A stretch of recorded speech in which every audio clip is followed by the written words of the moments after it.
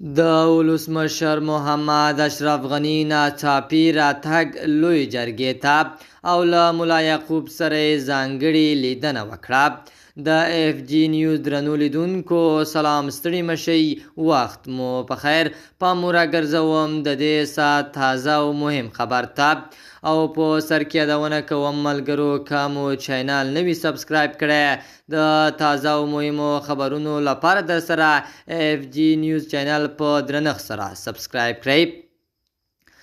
نن د لوی جرګې په دومه ورځ ډاکټر محمد اشرف غني جرګې ته په ناڅاپي ډول حاضر شو او د سټیج په سر یې خبرې وکړې او ټول ګډونوال ورته ګوته په غاښ ناست وو. اشرف غني ټول حقیقتونه راوسپړول، د پاکستان دوه مخه توپ او ناروا کارونه یو یو بیان کړل، د امریکا ټول رازونه افشا کړل، ټول چارواکي ورته په ژړا شول او د بابا زنده‌باد شعارونه ورکول. بابا وویل لومړی کار چې موږ یې باید وکړو هغه دا دی چې پاکستان د ځمکې د نقشې څخه ورک کړو.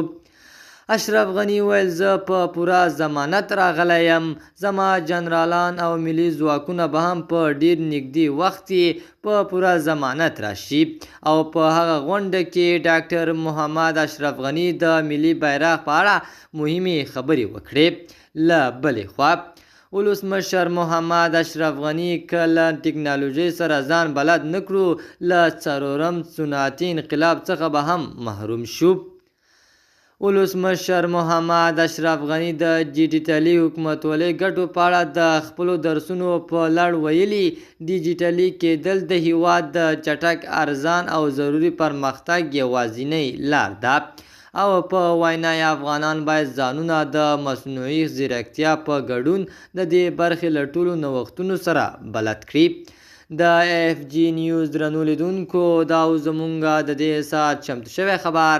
د نورو تازه او مهمو خبرونو لپاره در سره اف جی نیوز چینل په درنښت سره سبسکرایب کړئ.